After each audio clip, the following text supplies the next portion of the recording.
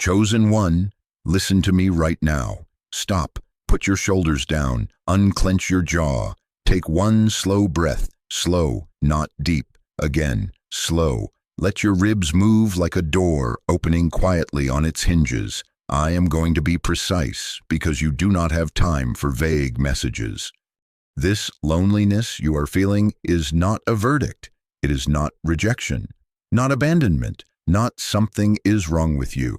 It is confirmation, confirmation of separation. You are not being discarded. You are being distinguished.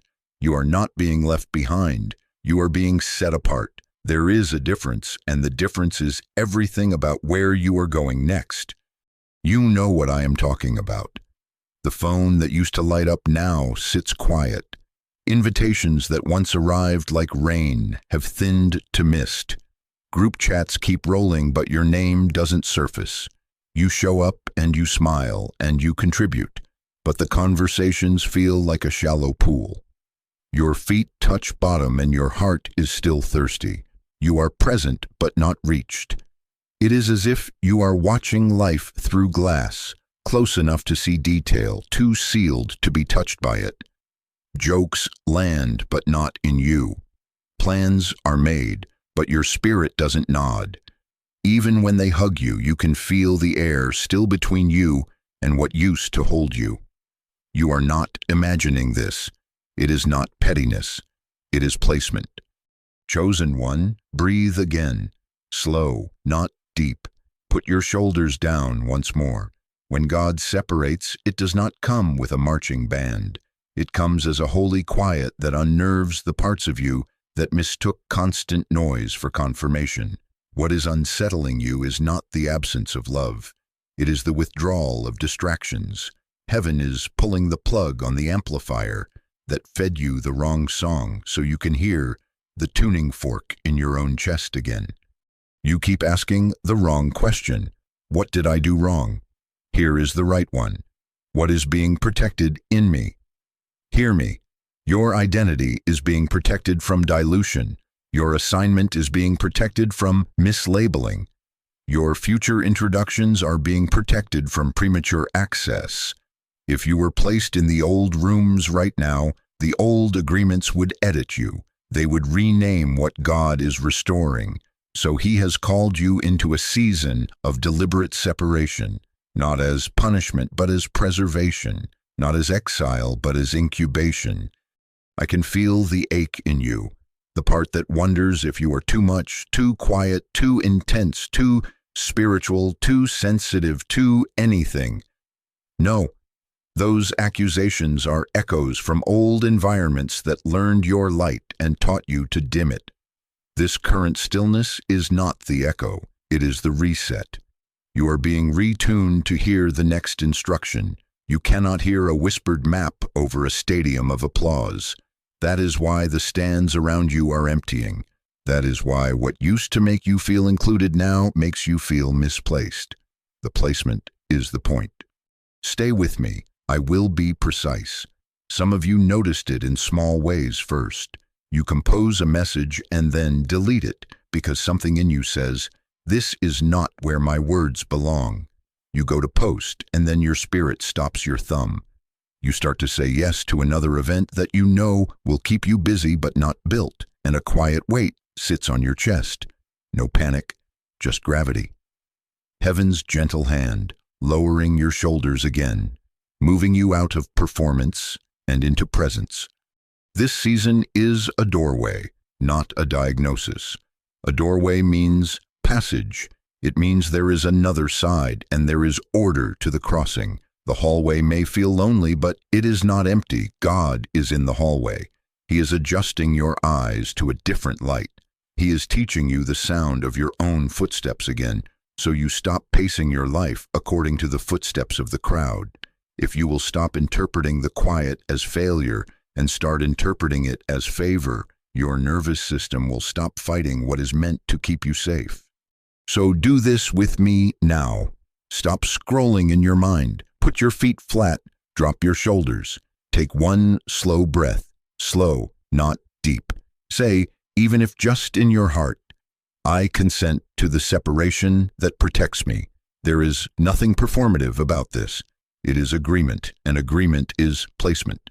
When you agree with the separation, you stop volunteering for counterfeits. You stop knocking on doors God has locked for your safety. You stop asking rooms to validate you they never bothered to know. Let me be clear.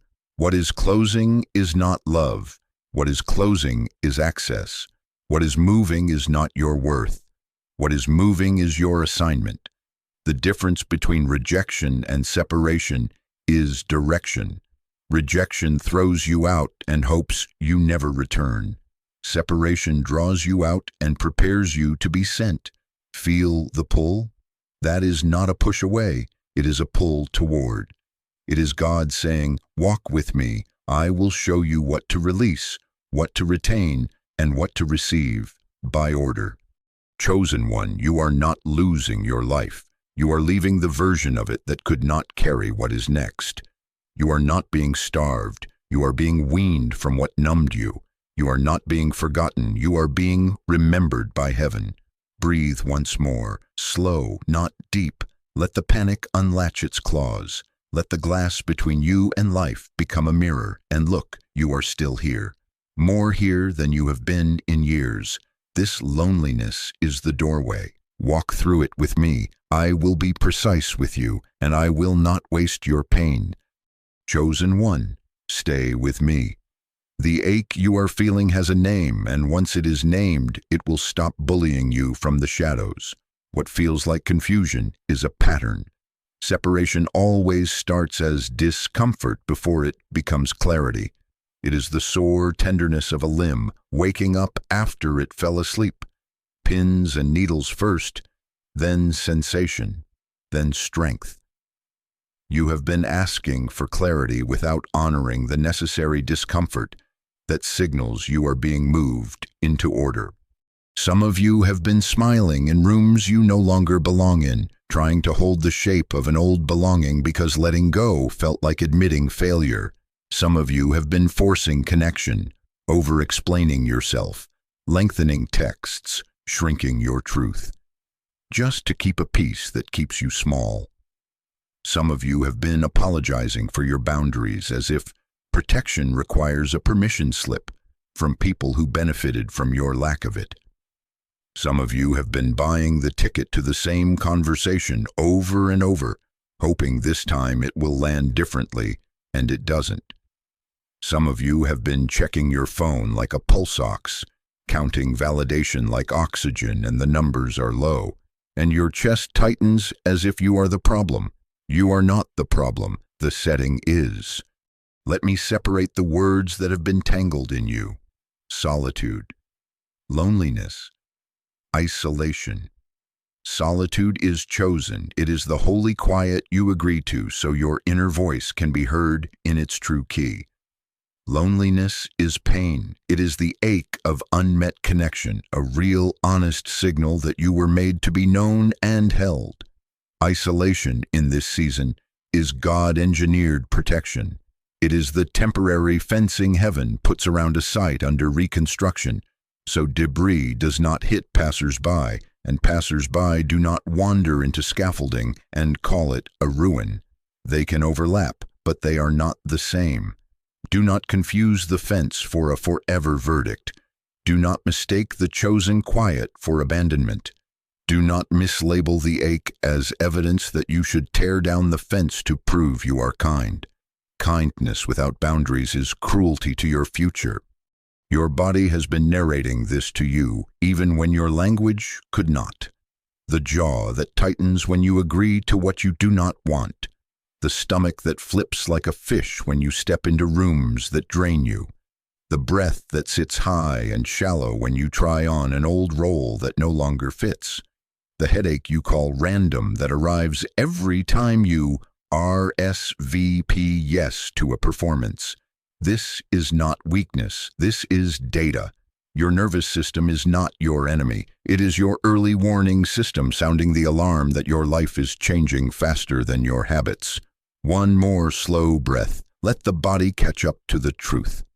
Slow, do not drag air in like a rescue. Invite it like a guest. Let your shoulders drop. Feel the seat beneath you. The ground is not moving. You are. Hear me. The ache you are feeling is also withdrawal. Not from people, but from a former identity that survived on performance. When you stop performing, those who fed off the performance will go quiet. The instant replies slow. The "you're amazing" comments thin. The invitations that depended on your over-functioning dry up. This is not proof that you were only loved for what you did. It is proof that the ecosystem you built rewarded you for losing yourself. When you stop supplying the show, the theater goes dark. Do not panic in the dark. Your eyes are adjusting. Your heart is remembering what honest connection feels like. Old comforts will not land because they were numbing agents, not nourishment. Scrolling will not soothe because you are no longer willing to anesthetize what God is trying to awaken. Stay with me. The pattern is predictable. Discomfort first, then definition, then direction. Right now, you are between discomfort and definition. That is why every sentence you try to write about this season keeps erasing itself. That is why you rehearse conversations in your head and none of them sound right when you play them out loud. That is why the laugh lands in the room but not in your chest. You are not broken, you are being retuned. The song you are learning is quieter than the noise you are leaving. That is why order matters. We are not going to sprint to solutions to soothe anxiety. We are going to move in sequence so peace holds when the visibility increases later. Some of you noticed you arrive at gatherings and your spirit sits near the exit. Some of you feel the gravity to leave earlier than you used to without bitterness, just certainty. Some of you find that small talk tastes like chalk and you no longer have the energy to pretend it is a meal. Some of you find that your best words come when no one is watching and you are grieving that they are not being seen. Hear me. Heaven sees drafts. Hiddenness is not erasure, it is editing. You are being edited for assignment, not erased for punishment. Take another slow breath, slow, not deep. Put your hand, if you can, on your chest. Say to your body, even if just in your heart, we are safe. The quiet is safe. The fence is mercy. I consent to be protected while I am rebuilt. Feel how the pulse meets your palm. You are not behind. You are being brought into order. Here is how we will move from here, because I promised you precision, and I will keep it. We will name why it hurts so you stop medicalizing the holy ache. Then we will show you what it is for so you stop treating protection like punishment. Then we will teach you how to steward it without self-abandonment so your heart stays soft while your boundaries get strong. Discomfort is the front door. Clarity is the hallway. Commissioning is the far room. Do not run back onto the street because the lobby feels unfamiliar. Stay with me in the hallway. I will turn on the lights, one switch at a time. Chosen one, stay with me and listen closely. I am going to be precise. Take one slow breath, not deep, slow. Here is the difference your heart has been aching to understand. Rejection says, you are unwanted. Separation says, you are being reserved. Rejection throws you out. Separation sets you aside. Rejection is a verdict on your worth. Separation is a strategy for your assignment. You are not being discarded. You are being repositioned. When God leads, He does not always shout. He prunes. He closes small doors that used to swing easy so your discernment can sharpen. He reduces noise so signal can rise. He trims branches that look alive but bear no fruit so that life can reroute to the places that will feed your future. You have been trying to hold every branch green because you measure love by leaves. Heaven measures by fruit. Relational pruning is not cruelty, it is calibration. When the gardener steps in, he is not punishing the tree, he is protecting its yield. Hear me. The enemy of your next season has been the counterfeit conclusion that has looped in your mind. If I'm alone, I must be unlovable. No, replace it right now with what is true. If I'm alone, I'm being protected from premature attachment. Attachments formed in hunger will eat your future. Attachments formed in order will feed it. Premature attachment asks you to sign contracts your healed self would never agree to. Separation cancels those auto-renewals. It is mercy that looks like absence to the panicked parts of you. Breathe again. Slow, not deep. Let your nervous system hear the new sentence and unclench. I will show you the difference between people leaving and God leading, so you stop taking personal offense at a divine reroute. When people leave, you feel the air thin around rituals that used to comfort you. Plans stall without explosion. The chat grows quiet without accusation. Their humor no longer carries your joy back to you. It is not always betrayal. It is often misalignment revealed by time. When God leads, He places a gentle gravity in your chest when you try to re-enter what He closed. Your spirit does not condemn. It refuses to comply.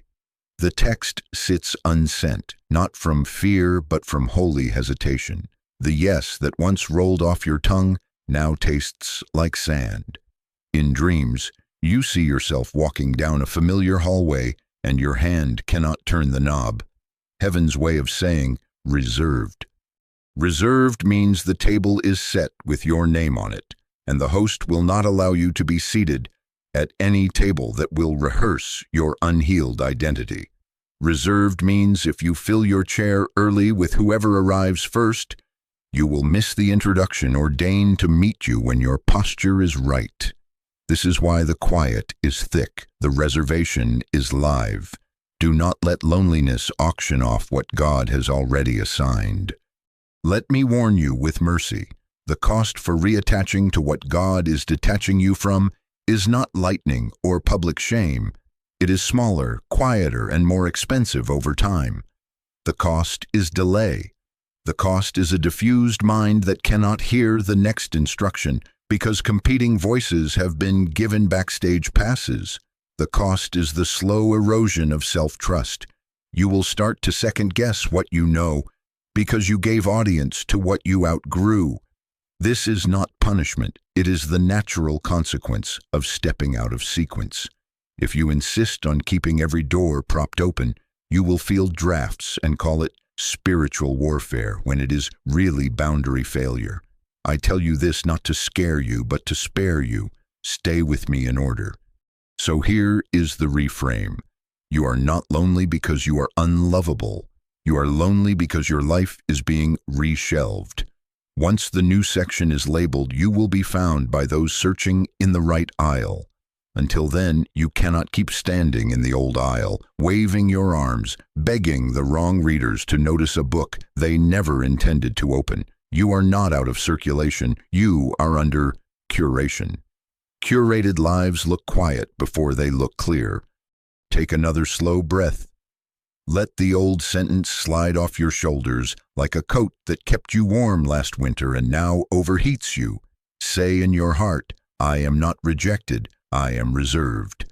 Feel the relief start to enter where accusation had been camping. Pruning is painful, yes, but pain here is proof of precision, not evidence of abandonment. The gardener has his hand on the branch, not a stranger. He is removing what siphoned energy without return so that when the season shifts, you have enough life to hold the fruit you prayed for. If you sprint back to fill the silence, you will greet your harvest with exhaustion. If you consent to the pruning, you will greet it with strength. Let me be practical with you without breaking the peace we just made. When the urge rises to explain yourself into approval, pause. Put your thumb down. Breathe slow, not deep. Ask, am I about to reattach to what God released? If the answer is yes, bless them in your heart and release again. You do not need to stage a goodbye tour. Quiet endings are still endings. Honorable distance is not bitterness, it is stewardship. Chosen one, look at me. Separation is not a verdict on your worth. It is a strategy for your assignment.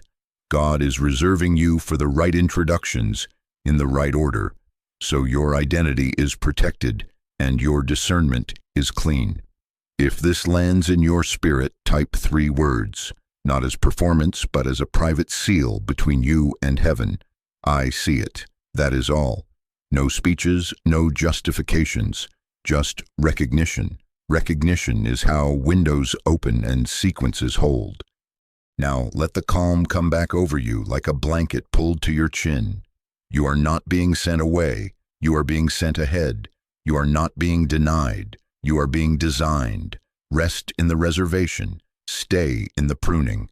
Trust the leading more than you mourn the leaving. Peace is arriving, and with it, clarity.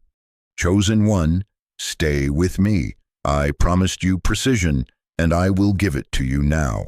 Heaven leaves fingerprints. Let me show you the markers so you stop arguing with what is already true in your body, in your behavior, and in your heart. Take one slow breath. Slow, not deep. The point is not to convince you. The point is to verify you. When separation is real, it shows up in repeatable markers. Your patterns begin to agree with heaven. Your system stops complying with what kept you diluted. These are the 5 signs. First, behavior. You stop chasing what will not turn toward you. You feel the urge to double text, to explain yourself into someone's understanding, and your thumb pauses mid-air as if heaven has laid a soft hand on it. The words you used to send to earn your place refuse to exit your mouth. You find yourself deleting long paragraphs and replacing them with a single line or nothing at all. Your calendar starts shedding obligations that once gave you a sense of importance, but now make your spirit feel crowded. You say no without an essay. You stop entering debates you used to win because you realize winning there costs you presence here. This is not you becoming cold. It is your spirit refusing to finance old patterns. You are learning to let silence do what your speeches never accomplished. Hear me. This is not pettiness. It is purity of focus. You are not withholding love. You are withholding access to the version of you that hustled for crumbs. The behavioral shift is heaven's way of saying, stop auditioning. You have the role I wrote for you. Second, body. Your sleep shifts with precision. Not random restlessness, not chaotic insomnia, but timing, waking at consistent minutes as if tapped on the shoulder by the same unseen hand. 3 o'clock, 4:15, 4:44. Numbers are markers, not superstitions. You rise, sometimes without alarm, with a clarity you did not expect at that hour. Appetite changes come. Foods that once comforted now feel heavy. Sugar promises relief and delivers a fog, and your body tells you so. You crave water as if your cells are thirsty for clean signal. Noise that never bothered you now grates. You reach to lower the volume, to sit without the podcast, to hear your own thoughts unbraided from everyone else's. Muscles carry a tenderness that is not injury but instruction. Slow down, stretch, release. Hear me, you are not breaking down, you are recalibrating. Your circadian rhythm is syncing to assignment windows. Your adrenals are learning peace after years of sprinting. Do not call this fragility, call it fine-tuning. Obey it. When you wake in those windows, do not scroll. Sit, breathe, jot a single sentence. Return to rest if your body wants it. When hunger speaks, listen for what it is truly asking. Fuel, not numbness. Third, heart. Your sensitivity to dishonor spikes. Conversations that traffic in sarcasm, gossip, and manipulation feel like sandpaper against the inside of your ribs. You cannot laugh at what grieves God in this season. What you once dismissed as just how they are now registers as violation in your spirit. You notice tone more than words. You feel the temperature drop when passive aggression enters the room. And instead of lobbing back a sharper joke, you go quiet, not to withhold, but because your heart refuses to normalize what costs it tenderness. Hear me. This is not self-righteousness. It is alignment. Conviction is not condemnation. You are being trusted with a cleaner ear. This is heaven protecting your intercession from getting contaminated with cynicism. When your heart tightens around dishonor, do not shame it. Bless the room in your spirit, step back where needed, and keep your speech clean. You are practicing for the rooms you will be sent into later, where your words will carry weight. Weighty words do not grow in muddy water. Fourth, relationships. Distance appears that no one can quite explain. Invitations that used to arrive without effort now dry up without drama. Plans fail to land. Misunderstandings surface, not explosive but exposing. They reveal dynamics you were too busy to see before. A sentence you would have laughed off 2 months ago stings with accuracy now, and you realize it was always there. People who relied on your over-functioning grow frustrated when you stop over-functioning. Some call you different and mean it as a slight. Heaven calls you delivered and means it as protection. Hear me. You are not being excluded. You are being extracted. Extraction is surgical. It is careful. It removes you from environments that would edit your assignment by default. Do not force re-entry to prove you are not bitter. Release with honor. If a dynamic cannot survive your healthy boundary, it was dependent on your unhealth. Let it go quiet. Let the curtain close without an after speech.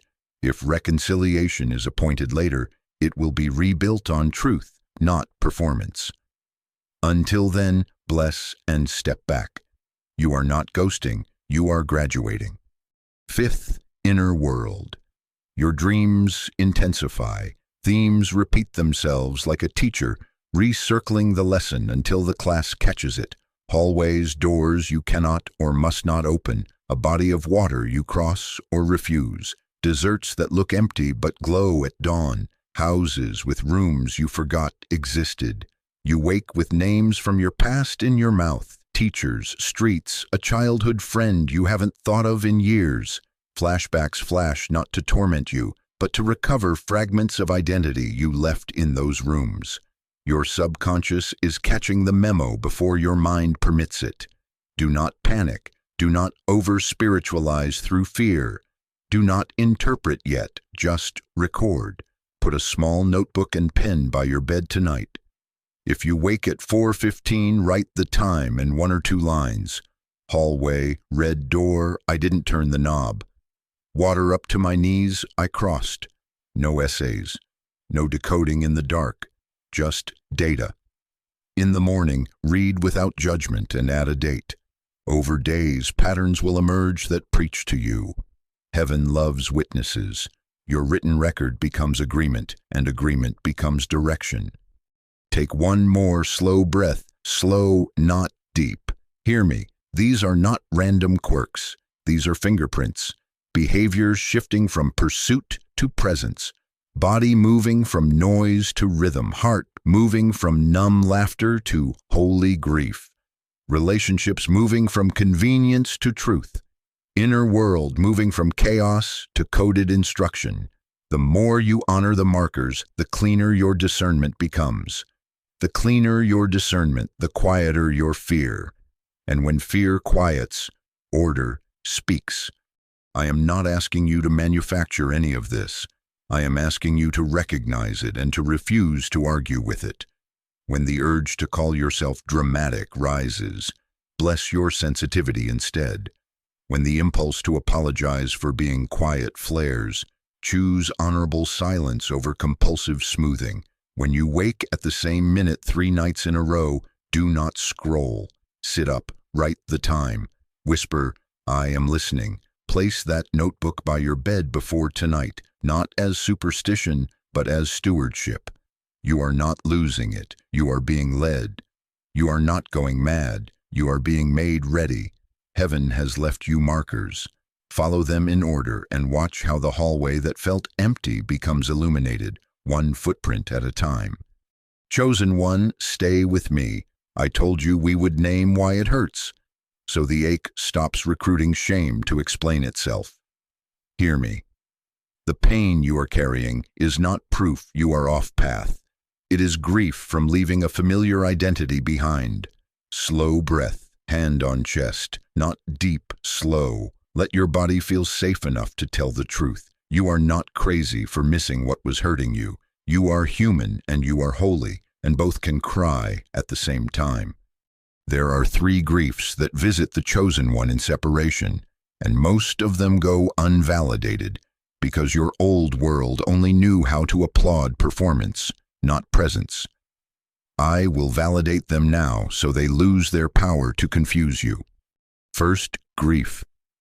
The loss of familiarity. Your nervous system misses what was predictable, even if it was harmful.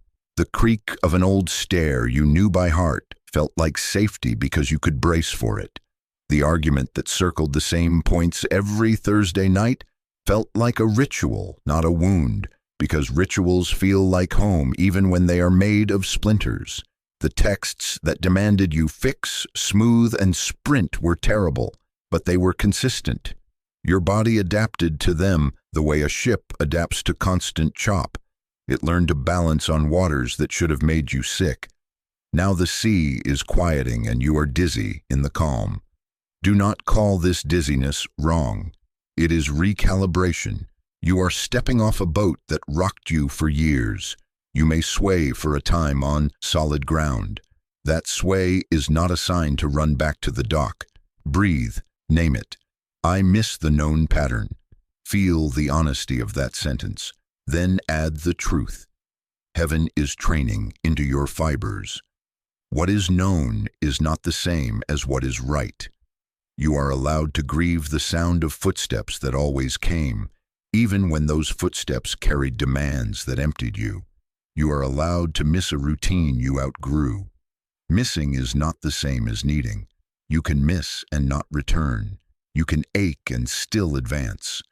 Second grief, the loss of audience. When you stop performing, you stop hearing the applause that substituted for love.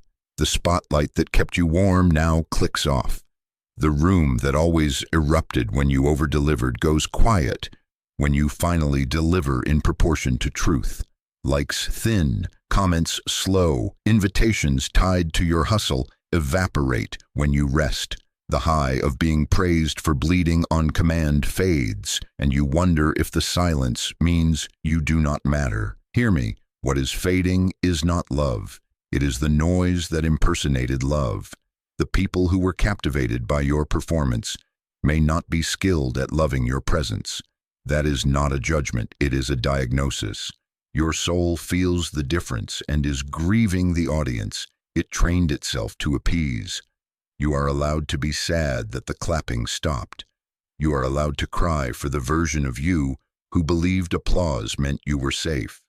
Grieve without bargaining. Do not turn the mic back on to coax the room into reassuring you. Do not pick up the costume again to test if they still want you. Let the quiet teach your heart a new metric. Heaven is changing your measuring stick from how loud did they cheer to how true did I stand, from how many saw me to how clean was my yes. You are not being starved, you are being weaned. The sweetness you crave is not sugar, it is substance. Let the appetite recalibrate. Bless the ones who only knew how to love your show. Release them from holding your soul. Your Father is training you to recognize the sound of real love. Real love does not demand an encore to stay. Third, grief, the loss of timeline. You wanted God to tell you every date, every sequence, every name. Instead, He told you soon, not yet, this door first, and left you with a compass instead of a calendar. Control feels starved now. Your mind lunges for planning as a sedative, and planning refuses to obey, because heaven will not allow you to schedule what mystery must guard. Hear me. Mystery is not cruelty. It is protection. If you knew every stop on this route, you would try to move them up, skip the cave, speed through the wilderness, and then blame God when the introduction collapses under an unformed identity. Your grief here is real, the grief of surrendering your favorite drug, foresight. You are allowed to lament not knowing. You are allowed to say, I miss the illusion of control. Say it. Then let me replace the illusion with a promise. You do not need every date to be on time. You do not need every name to be recognized, to be received. The order is my assignment. The obedience is yours. If you try to eat tomorrow's manna today, it will rot in your mouth and make you mistrust provision. If you receive today's instruction today, peace will hold while power increases later. Breathe, hand on chest. Tell the frightened part of you, we are not late, we are led. Chosen one, permission is holy in this hour. You are allowed to outgrow without offering an apology letter to every room you are leaving. You are allowed to be misunderstood without hustling to edit yourself back into palatability. You are allowed to protect what God is rebuilding without handing out visitor passes to those who mocked the construction. You do not have to stage a tribunal to justify your fence. Boundaries are not accusations. They are acknowledgments of assignment. You are allowed to cry without interpreting the tears as rebellion. Grief is how love says, that mattered. Let love say it, and then let love lead you forward. Be practical with me for a moment, because precision is mercy. When the grief of familiarity rises and your hand reaches for old comforts, pause. Slow breath. Slow, not deep. Say out loud, I miss the known, I choose the true. Take a sip of water, stand if you can, and feel the floor. When the grief for audience pulses and you reach for the post that will bait the applause, place your phone down for 90 seconds. Put your palm on your sternum and ask, do I want to be seen or soothed? If it is soothing you need, do not outsource it to a crowd. Ask your Father for it and wait. When the grief for timeline flares and you are tempted to demand dates from God, write one line in your notebook. Today's obedience, blank. Fill it with a small, real action. Clear the desk. Make the call you've been delaying. Take the walk your nervous system is requesting. The sequence is secured by small obedience, not by big announcements. Hear me. These griefs are not enemies, they are escorts. They walk you out of the old house with dignity. They carry your boxes while you refuse to run back for what you forgot to label. Let them walk with you to the curb, but do not let them drive the truck. You can honor them without enthroning them. You can feel them without feeding them. Tears are not detours, they are baptisms. You are washing off the dust of places God released you from. Take one more slow breath, hand on chest. Whisper, even if only inside, I am allowed to mourn. I am allowed to move. I am not rejected. I am reserved. And I will not confuse grief with guidance. Grief can visit. Guidance decides. Peace is still the leader here. Stay with me. We are moving in order. Chosen one, stay with me. We are moving in order. Take one slow breath. Slow, not deep. Hand on chest. Let the nervous system register safety. You are not being punished. You are being positioned. Hear me with clarity. God often restores you in private before he reassigns you in public. Look at Elijah. He did not enter the cave because he was weak in calling. He entered because his body and heart were threadbare after obedience at scale. Fire fell on Carmel. The false voices were confronted. The sky broke open after drought. And then a threat, sharp, specific, immediate, pulled all the adrenaline he had left and spent it. Exhaustion is not rebellion. Sometimes it is the bill that momentum forgot to pay. Elijah ran. He lay down under a broom tree and asked to be finished. He felt alone, hunted, done. Watch what God does next, because the order matters. Before God gives a sentence, he gives supper. Before he gives a mission, he gives mercy. An angel touches him, gentle, not dramatic, and there is bread on hot stones and water by his head. Eat, sleep, Wake, eat again, sleep again. There is no sermon in that moment, only care. Heaven is not in a hurry when your system is flooded. Rest precedes instruction. Provision precedes precision. This is not indulgence, this is sequence. The message is simple. The journey is too much for you on yesterday's fuel. Receive new fuel before you try to carry new words.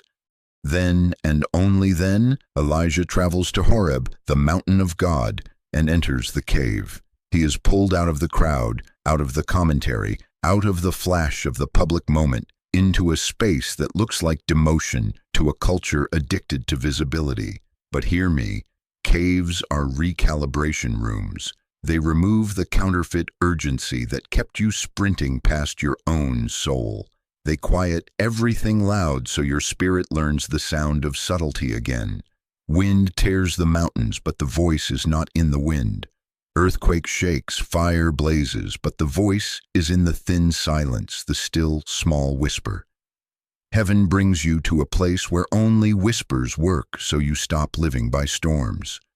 Chosen one, your loneliness has felt like that cave, dark, quiet, stripping you of commentary, forcing you to hear what you would not hear over the noise. Do not call it failure, call it focus. The cave is not a downgrade, it is an upgrade in discernment. It is God pulling you from the crowd to put you back in alignment, not with the applause, but with his whisper. He asks Elijah, "What are you doing here?" Not because he lacks information, but because the question pulls the prophet's narrative out into the light, so it can be edited. Elijah says, "I am alone." Heaven replies with both comfort and correction. No, there are 7,000 preserved. No, this is not the end. Yes, here is your next sequence. And notice again the order, names and instructions in a line. Anoint Hazael, anoint Jehu, call Elisha. Private recalibration first, public reassignment second. Sequence, not scramble. I will be precise with you now. Build a cave practice, not as punishment, as protection. Choose a consistent sleep window and defend it like an altar. Same start, same end, as much as your life permits. This tells your body the storm is over and trains your spirit to receive at repeatable hours. Reduce noise on purpose. Pick 2 windows each day where input drops to near zero. First hour after waking, last hour before bed. No scrolling, no commentary. Let whispers become audible again. Practice selective conversation. In a cave season, you do not need 10 voices. You need 2 safe ones who do not demand performance, who will remind you of truth without requiring a show. Limit social exposure. You are not hiding. You are healing signal. Small rooms, short visits, honest exits. Choose simple food and real water. When your system is inflamed, complexity is not your friend. Walk without podcasts. Let your feet teach your heart a pace that does not break it.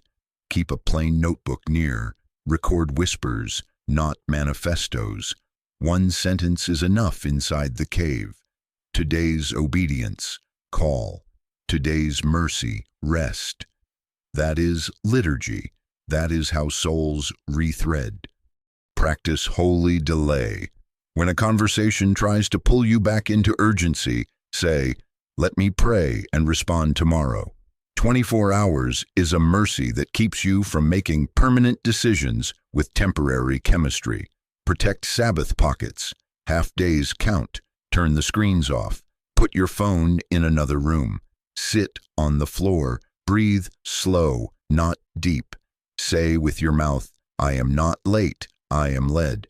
Your nervous system believes your mouth more than your mind in these hours. Hear me.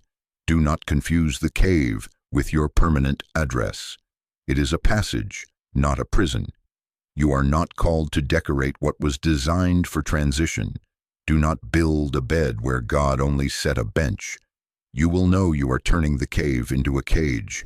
When isolation hardens into cynicism, when you begin to rename fear as discernment, when you reject the very remnant God preserved for your comfort, If every voice becomes suspect, that is not holiness, that is harm.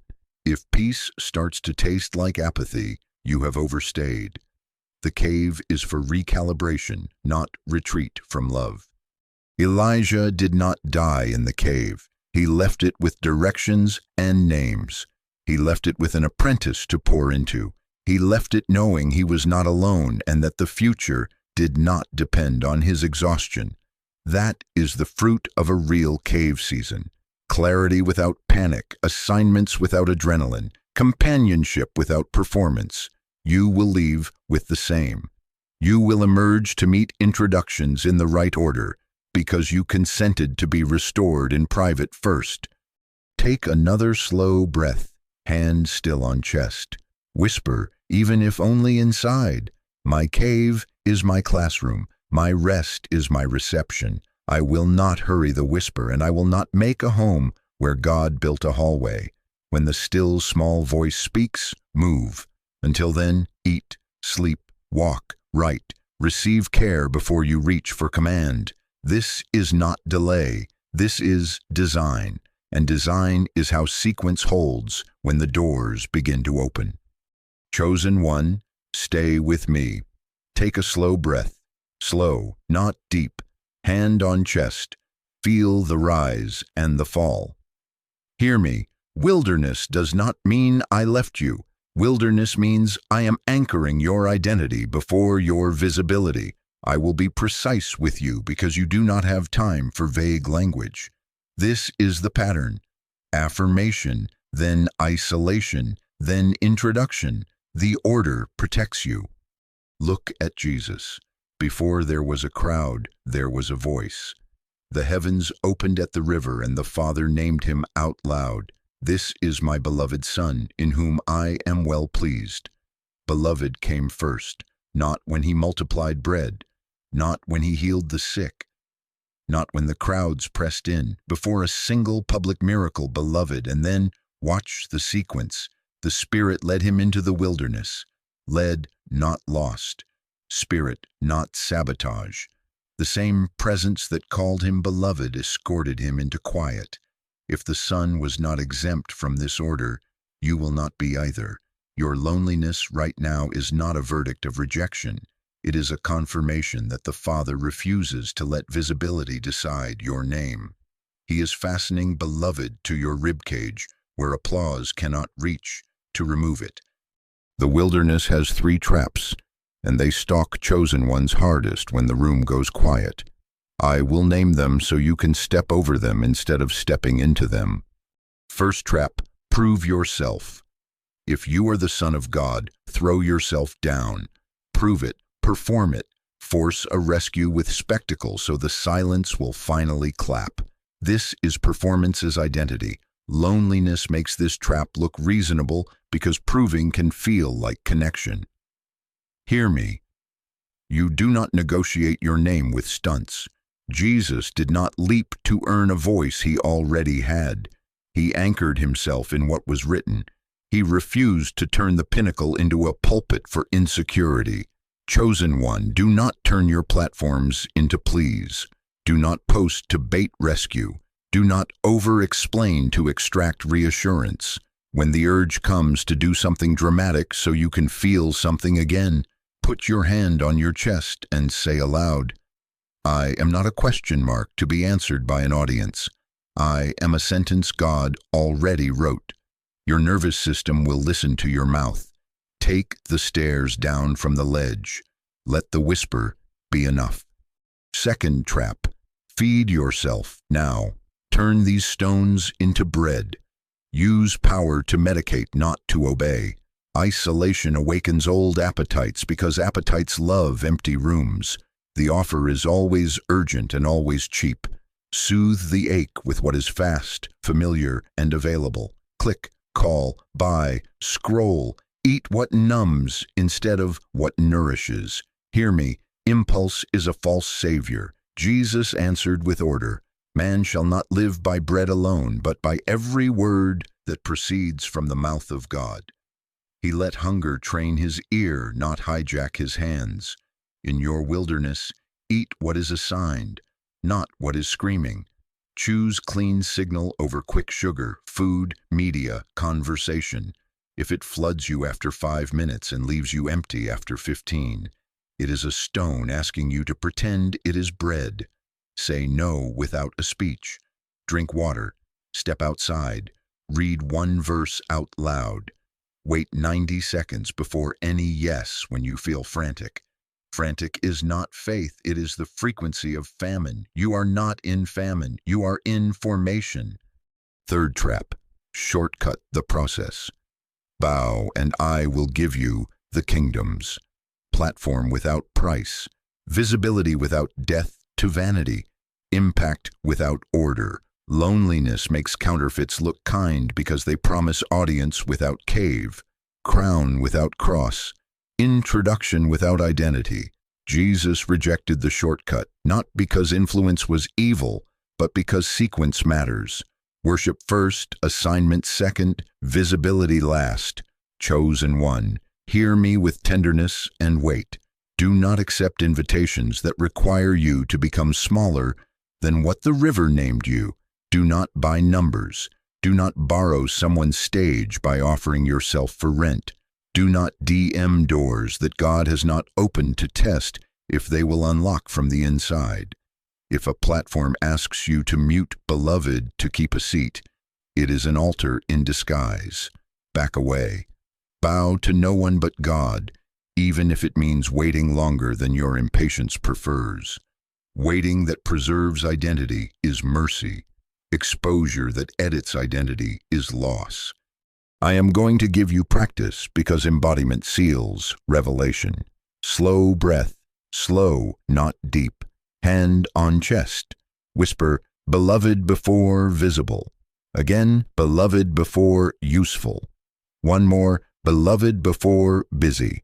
Now write these 3 lines where you will see them when you wake at 3 or 4:15. I do not prove what God has already approved. I will not feed an appetite that sabotages my assignment. I will not trade worship for a shortcut. Put them by your bed. In the morning wilderness, speak them out loud before you touch your phone. Practical instruction for the lonely days. Do not negotiate your identity with people who did not sponsor your calling. They did not stand by the river when heaven named you. They did not send the Spirit to lead you into this precise quiet. They cannot underwrite what they did not originate. If a conversation begins with, if you are really called, then why? Step back. You are not required to enter a courtroom where your identity is on trial. Decline invitations that smell like auditions. Release the reflex to reply to old voices that never had the authority to lay hands on your future. Keep your circle small and your confession clean. 2 trusted witnesses are worth 1,000 casual commentators. Hear me, the wilderness has a clock. It is not forever. Jesus left it in the power of the Spirit. He did not emerge twitching from lack.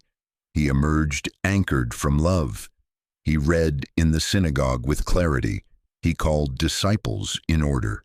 He moved through towns without being moved by pressure. That is the fruit I am after in you, not noise, not hurry, power, order, peace that does not negotiate. Your loneliness is the hallway between beloved and behold. Walk it without sprinting. When the temptations arrive, and they will, answer with what is written, not what is wounded. If your spirit is saying yes, seal it with a simple agreement. Type 2 words, I receive, not as performance, as permission to stop trying to prove what I have already approved over you. Take one more slow breath, whisper, I am anchored before I am announced, and let the quiet do its holy work. Chosen one, stay with me. Take one slow breath, slow, not deep, hand on chest. Your loneliness is the hallway. Hear me. Hallways are not forever. They are the space between doors. And in this window, there are 3 doors, and they do not open at random. They open in order because the order protects you. I will be precise with you because you do not have time for vague messages. Door 1, closure. Door 2, clarity. Door 3, commission. If you try to switch them, the sequence collapses. If you honor them, what felt like rejection becomes direction. You can walk without flinching. Door 1, closure. This is where I shut down the leaking places and quiet access points that kept re-injuring your identity. Do not romanticize what I am retiring. I am separating you from draining connections, from conversations that never ended but only looped, from rooms that applauded your exhaustion but resisted your transformation. Watch the fingerprints. Invitations thin, texts slow, the usual check-ins go silent when they sense you are not available for the old role. Numbers change, schedules unclutter in ways you did not orchestrate. Attempts to revive old chemistry feel like pushing a door that used to swing and now will not budge. Hear me, do not call this cruelty, call it closure. It is not a verdict against their worth, it is a boundary for your becoming. I must be sharp with you here because love protects. Do not text what I am detaching. Do not chase the door that closed. Do not interpret decreased access as a dare to prove you can still get back in. If you keep propping door 1 open, door 2 will stay blurry. If you keep returning to the comfort of confusion, you will train your nervous system to mistake familiarity for favor. Breathe. Say out loud. Your body listens to your mouth. I release what God has closed. Put your phone down for 90 minutes when the urge spikes. Walk. Drink water. Let the closure complete its cycle. Window 1 must seal, or the whole house will draft. Door 2, clarity. When closure holds, the volume of your purpose rises above the opinions around you. You will notice it in small ways first. You start craving integrity over approval. You edit fewer sentences to sound safer. You choose clean yeses and clean nos instead of clever maybes. Your assignment begins to speak in a single sentence you cannot shake, and you feel irritation when you betray it, even in tiny compromises that nobody would notice. This is not you becoming hard. This is you becoming aligned. Identity firms into decisions. You start measuring opportunities not by how flattering they feel, but by whether they further the work you were born to steward. Clarity is not just information. It is calibration. Your language simplifies. This is what I carry. This is not my lane. This helps me be faithful. This does not. You begin to structure your days around what protects signal. Morning windows without noise, small, faithful tasks that move the needle quietly, limited conversations with people who do not require your performance to stay close. Others may accuse you of being distant. You are not distant. You are discerning. Some may be offended by your no. Do not negotiate your yes to soothe their pride. If you poll the crowd at door 2, you will inherit their confusion. Do not take a vote on your vocation. Hear the warning in mercy. If you keep reopening door 1, clarity will smear like ink in the rain. You will question what you heard because you let old voices narrate your new orders. And if you sprint past door 2 to rush door 3, you will attract alliances that love your potential but do not honor your process. You will speak from adrenaline rather than authority. You will trade precision for pace and call the rush favor. Do not do it. I am not withholding. I am sequencing. Door 3, commission. After closure seals and clarity settles, introductions appear. Not as fireworks, as alignment. Chemistry is not the compass here. Assignment is. Listen for the markers. Conversations that begin with, how can we protect what God is building in you? People who ask what you need less of to be faithful, not just what you can add to expand their brand. Invitations that come with pace, not pressure. Partners who are not threatened by your boundaries but relieved by them. These are not fans. These are fellow stewards. Commission looks like doors opening that match your sentence from door 2. It looks like a mentor whose wisdom answers the exact question you have been writing in the margins. It looks like a collaborator who brings what you lack without asking you to bleed for belonging. It looks like favor that does not threaten your Sabbath. It will not always feel thrilling. It will feel right. Do not dismiss steady for small. Steady is how movements last. Move carefully here. When introductions begin, remember, hunger makes everything look like manna. If you have not let clarity feed you, you will bond out of emptiness, not purpose. You will hear finally and say yes to what is convenient but covenantless. Ask 2 questions before any yes. Does this preserve my identity sentence? And does this protect the order God has set? If either answer is no, honor the no without apology. Commission is not a party, it is a placement. I will give you practice steps for each door because obedience loves handles. At door 1, closure, make a simple release list. 3 names, 3 rooms, 3 reflexes. Write, I release access here by each. Do not announce it, just obey it. Archive threads that keep looping. Mute notifications that recruit you back into auditioning. Delete the number you only text when you feel scared and then regret. Do not text what I am detaching. At door 2, clarity.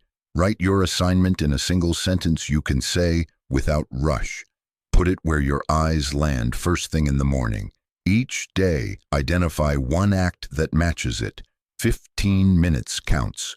At the end of the day, note where you betrayed it, without shame, with precision. Adjust tomorrow by 1 degree. Clarity compounds quietly. At door 3, commission. Meet new relationships at the pace of peace. First conversations in daylight hours. Short meetings with clear endings. No premature contracts. Pilot small together before you promise big. Ask them to name their non-negotiables. Share yours. If alignment increases your rest, move. If alignment taxes your rest to justify speed, pause. Alignment bears patience as fruit. Pressure impersonates it and calls it urgency. Chosen one, hear me. The order is your armor. Closure protects clarity. Clarity selects company. Company multiplies calling. If you reverse it, company before clarity, clarity before closure, you will leak through every success. The cost will not show up tomorrow. It will accumulate quietly and present its bill when the room is full and you are empty. I am not threatening you. I am sparing you. Honor the order. Take 1 slow breath. Slow, not deep. Hand on chest. Whisper, even if only inside. My loneliness is the hallway. I honor the doors in order. I will not chase the door that closed. I choose integrity over approval. I will wait for alignment, not chemistry. If your spirit says yes, write those sentences where you will see them in the morning. And when your hand reaches to reopen door 1, pause. Do not text. Do not chase. Let the hallway do its holy work. The next door will open when the last one closes behind you. Chosen one, stay with me. Take 1 slow breath. Slow, not deep. Hand on chest. Hear me. Separation is meant to purify you, not harden you. This season requires boundaries that keep you protected and tender at once. I am going to be precise with you because you do not have time for vague messages. First, understand the difference. Boundaries versus walls. Boundaries are love with structure. They are a fence with a gate and a bell. You can open, you can close, you can welcome in order. They make room for honor and keep room for rest. Walls are fear with bricks. They bury the bell, pour concrete over the gate, and punish everything outside to keep from feeling pain inside. Boundaries are stewardship. Walls are self-protection turned to self-punishment. Boundaries say, I will not abandon myself to be acceptable to you. Walls say, no one gets me and no one will. Hear me gently. You are not building a bunker. You are building a garden with edges, so the fruit can grow. I will give you 4 non-negotiables for this separation season.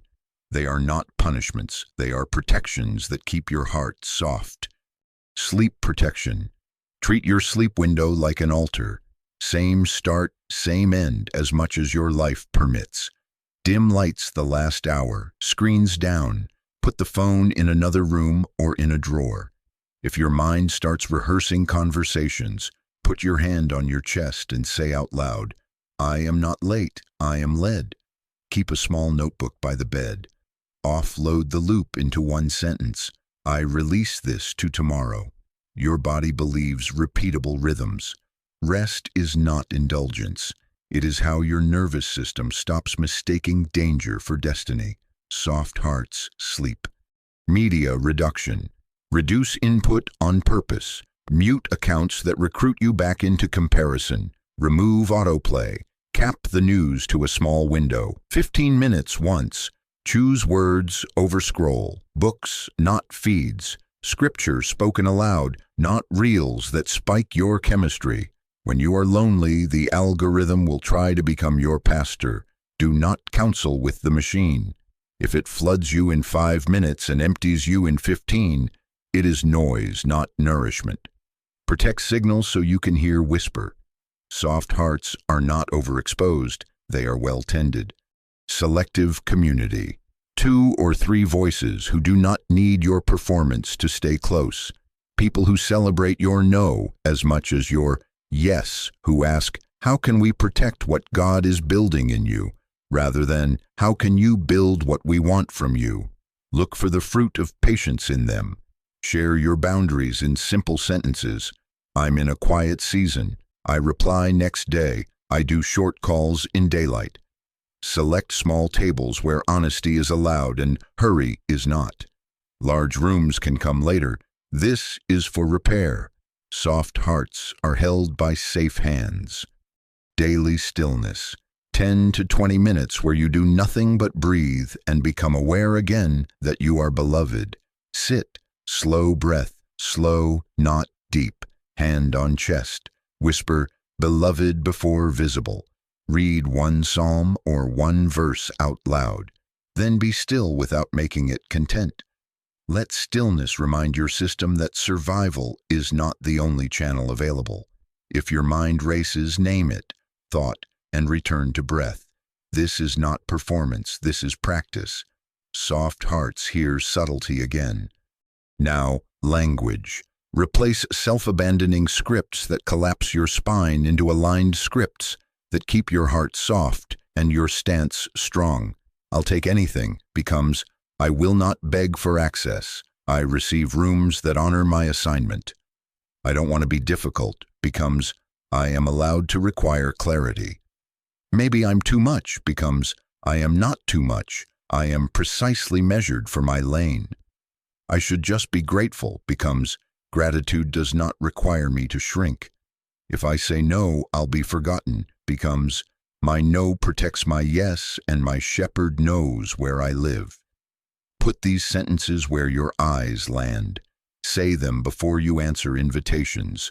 Your mouth leads your mood. Relational rules for this window because precision is mercy. No over-explaining. If someone demands a dissertation to respect a boundary, you do not owe them a degree. Use clear, kind sentences. I'm not available for that. That doesn't fit my assignment. Thank you. No. No defending your growth. You do not audition to keep permission to transform. Growth is not an indictment of those who do not choose it. It is stewardship of what God is maturing in you. No chasing closure with people committed to misunderstanding you. How do you know they are committed? The conversation restarts at 0 after every explanation. They move the goalposts. They hear volume, not content. They only recognize the version of you that benefits them. Stop writing legal briefs for courts that love confusion. Bless and release.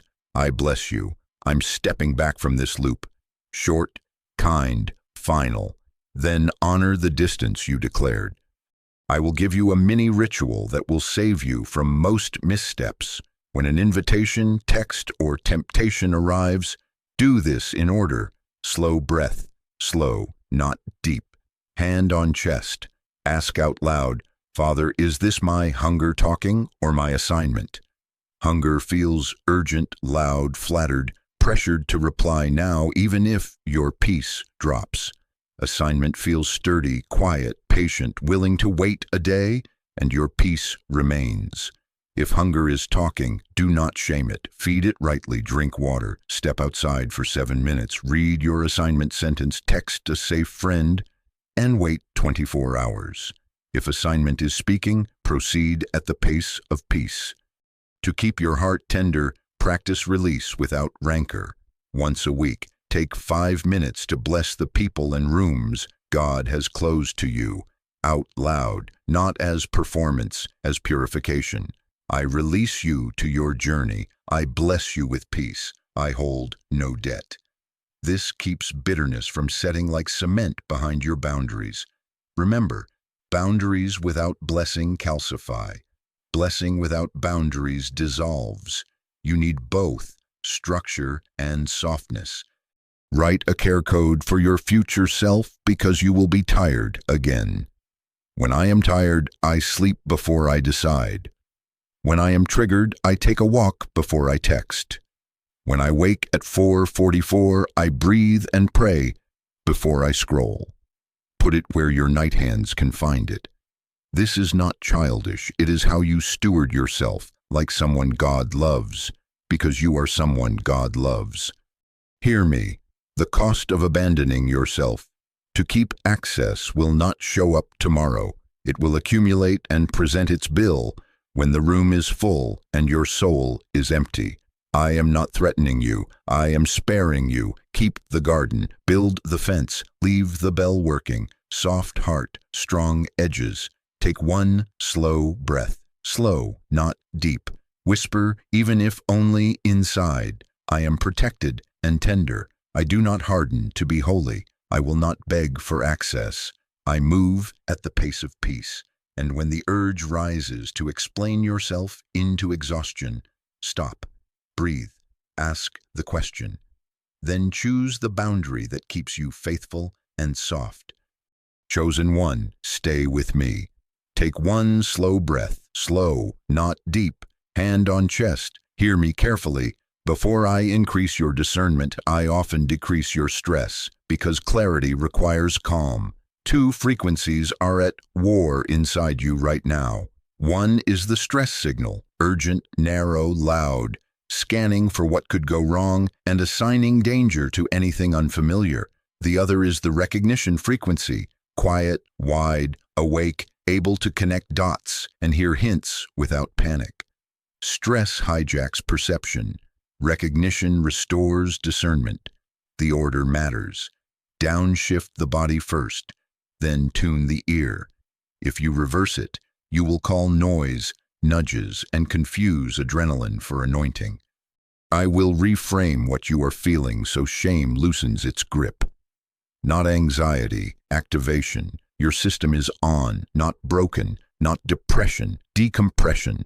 The pressure is bleeding off. You are descending to a breathable altitude, not confusion, transition. The old map is outdated and the new one is loading. You are not failing. You are being retuned. Hear me. This is mercy. Stage 1. Downshift. Your body must learn that separation is not danger, so it will stop ringing the alarm every time it hears quiet. Begin with breath, because breath tells your brain the truth. Your thoughts are too noisy to say. Slow breath. Slow, not deep. Inhale to a count of 4. Hold for 2. Exhale for 6. Longer out than in. Do that for 90 seconds and watch the volume come down. Your body believes rhythm. Panic loves speed. Peace rides cadence. Walk. 10 to 20 minutes. Daylight if you can. Phone in your pocket. Eyes on horizon. Walking convinces your nervous system that the threat has passed and life is moving forward. Hydration, drink water with intention. A thirsty brain catastrophizes. A watered brain recognizes. Lower stimulation on purpose. Dim lights the last hour. Turn off autoplay. Put the phone across the room at night. You cannot outpray blue light at 1:30 a.m. Give your senses a Sabbath. Choose consistent anchors so your system stops asking, "Are we safe?" Every hour. Same wake window, same wind down, same first 10 minutes, breath, one verse aloud, a glass of water, a short stretch. Consistency is not legalism. It is love to a body that has been waiting for you to lead. Make micro choices that de-escalate. Hold a warm mug, wash your face, tidy a small surface, choose tasks that finish. Completion teaches your chemistry that you still have agency. If you wake at 3 o'clock or 4:44, do not scroll the darkness brighter. Hand on chest. Whisper, "I am not late, I am led." Breathe your 90 seconds. Write any thought on the bedside card and return to rhythm. If you must move, step into the next room for 3 slow laps and water, then back to bed. Train the window. Do not let the window train you. Food and inputs matter because your chemistry participates in your calling. Eat to steady, not to spike. Protein first, sugar later or less. No caffeine after lunch in this window. Mute accounts that pull you into comparison, outrage, or performance. News once, short, not all day. If something floods you in 5 minutes and leaves you empty in 15, it is noise, not nourishment. Hear my mercy as warning. Do not use spiritual language to avoid basic regulation. Do not fast your way out of hydration. Do not intercede to compensate for 3 hours of sleep. Do not call a panic warfare when it is 3 coffees, no water, and an algorithm discipling your attention. I speak clearly when your nervous system is not screaming. Calm is not carnality. Calm is stewardship that makes you a reliable receiver. Stage 2, recognition. When the volume is lowered, I will bring the instructions to the surface you have been trying to hear underwater. Recognition is the childlike, precise noticing I put in you from the beginning. The frequency that connects patterns, recalls promises, and receives direction without theater. You do not manufacture it, you make room for it. Begin with a listening journal, not your opinions, observation. Each day 3 lines. Line 1, what repeated today? A phrase, a number, a name, a symbol, a scripture. Line 2, where did peace rise or drop? Note the moment, not the story. Line 3, one next faithful action smaller than 5 minutes. Obedience in grams, not grand gestures. Predictable obedience turns whispers into sentences. Scripture meditation simple and slow. 1 verse out loud 3 times. Emphasize a different word each time. Ask, what is this verse protecting in me today? Sit in the answer without proving it. Prayerful listening. Set a 3-minute timer after you speak. Ask 1 question. Father, what is the next right small step? Write the first clean sentence. Do not edit. Your spirit will learn the difference between clean and clever. Dream recording without forcing meaning. Keep the notebook by your bed. When you wake, especially from those 3 o'clock and 4:44 windows, write the dream in skeleton form. People, place, feeling, action. Do not interpret, accumulate. Patterns will reveal themselves across days. The same hallway, a staircase, a body of water, a door that would not open. Heaven leaves fingerprints. Recognition sees them when stress stops smearing the ink. Pattern review once a week. 15 minutes quiet room. Read your lines and your dreams. Circle repeats. Ask, what is God closing? What is He clarifying? What is He commissioning? Watch how your notes align with the doors. If you honored stage 1, you will see it. If you skipped stage 1, the page will feel noisy and you will be tempted to make a big decision to silence the noise. Do not. Return to breath, walk, water, light, sleep, anchors. Then listen again. I will give you a 2-minute reset you can use anywhere to keep both stages in order. Minute 1, body, slow breath. Slow, not deep. Inhale 4, hold 2, exhale 6, shoulders down, jaw unclench. Sip water. Name 5 things you see to finish the loop. Minute 2. Spirit. Hand on chest. Whisper, beloved before visible. Ask, what is the next right small act? Wait for the clean sentence. Do that. Not the impressive thing, the faithful thing. Repeat as needed. Hear me. This is how the doors you honored remain protected. Downshift keeps you from texting door 1 back open when loneliness surges. Recognition keeps you from mistaking hunger for clarity at door 2. Together they keep you from saying yes at door 3. To people who feel like rescue but function like erosion. The order is mercy. Calm first, then clarity. Frequency 1, then frequency 2. I am not making this complicated. I am making it survivable and sustainable. Take 1 slow breath. Slow, not deep. Hand on chest. Whisper, even if only inside. I choose calm before clarity. Again, I quiet my body so I can hear my instructions. 1 more. I move at the pace of peace. If your spirit says yes, write those 3 sentences where your eyes will land in the morning. And when the rush arrives wrapped in holy words, but carrying chaos in its wake, stop, breathe, regulate, then listen. I am not hiding the next step from you. I am guarding it until your hands stop shaking enough to hold it. Chosen one, stay with me. Take 1 slow breath, slow, not deep, hand on chest. Hear me, this is where we seal it. Your loneliness is not a verdict. It is leverage when you stop fighting what is protecting you. God isolates before he introduces. Separation, then clarity, then introduction. Closure, then sentence, then sending. This has never been random. It has always been order. I will be precise with you because you do not have time for vague messages. For the next 72 hours, treat this as an appointed seal, not theatrics, alignment. If you honor this, the hallway stops echoing and starts guiding. I will give you 3 commands, simple, measurable, merciful. Obey them in order. First, reduce noise. You cannot hear assignments over an engine you keep revving. For 3 days, remove autoplay from your devices. Put your phone in another room the last hour before bed and the first 30 minutes after waking. Dim the lights. No caffeine after lunch. News once short, not all day. Mute accounts that recruit you back into comparison, outrage, or performance. Choose words over scroll.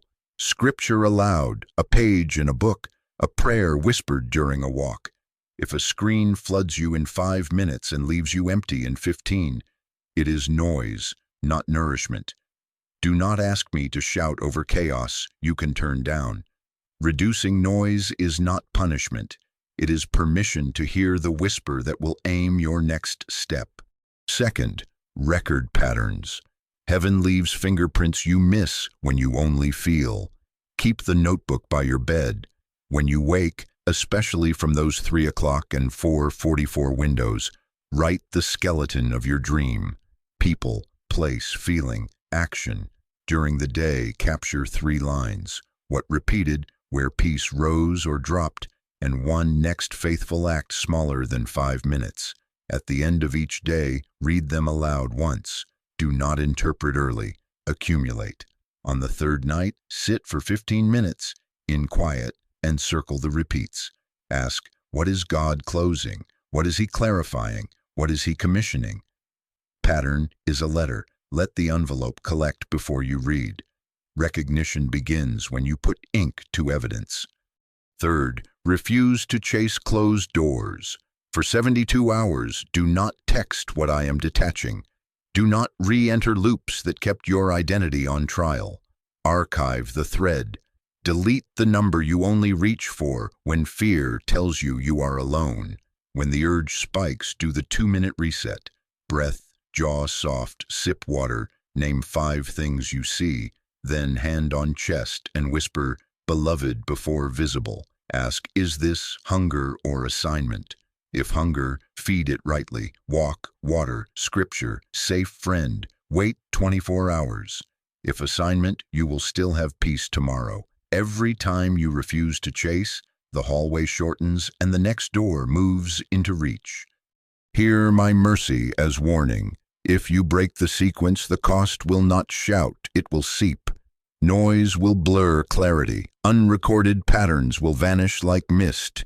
Chasing will reopen leaks that drain you right before introductions appear. I am not threatening you. I am sparing you. Honor the order. Separation stabilizes identity. Clarity calibrates decisions. Then introductions come that match assignment, not adrenaline. We will seal this with your mouth because your body follows your words. Take one slow breath, slow, not deep. Hand on chest.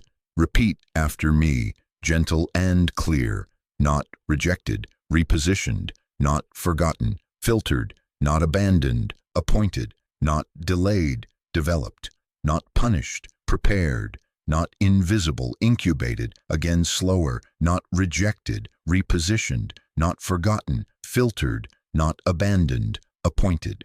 Your spirit knows the truth. Give your ears permission to hear it from your own voice. Now, a small act of obedience right now to anchor the seal. Write your assignment sentence. Simple, present tense, one line. Place it where your eyes will land in the morning. Set an alarm titled Breathe and Listen for the same 10-minute window each day of the 3. Move your phone charger outside your bedroom or into a drawer.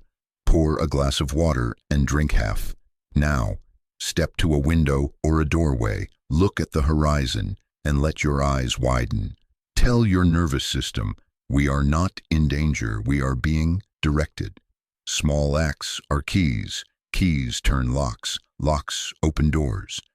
You will know the seal is taking when rest begins to hold, even while questions remain. When your no lands without a dissertation. When you feel irritation at betraying your sentence rather than panic at disappointing a room. When a new conversation begins with, how can I protect what God is building in you? And your chest does not tighten. Do not confuse the absence of fireworks with the presence of favor. Steady is the shape of real commissioning. Chosen one, I am asking you for agreement you can measure. If you will honor the separation without self-abandonment, type 3 words as a seal. I am ready. Not as performance, as permission. Your mouth instructs your momentum. And if another chosen one came to mind while you listened, do not ignore that nudge. Share this gently. Press the like as an act of placement so it can find the one who is pacing the hallway tonight. The placement is the assignment. Move only at the pace of peace. Take one more slow breath. Slow, not deep. Hand on chest. Hear me. When you seal the season with obedience, loneliness becomes leverage. The quiet stops accusing you and starts protecting you. In this hallway, I am not hiding the next door. I am aligning your hands so you can turn the handle without dropping what I entrust. Reduce the noise. Record the patterns. Refuse to chase. Then watch as introductions arrive in order. People, places, and provisions that recognize your sentence and guard your pace. Go in commissioned peace. I am with you in the quiet, and I will be with you in the introduction.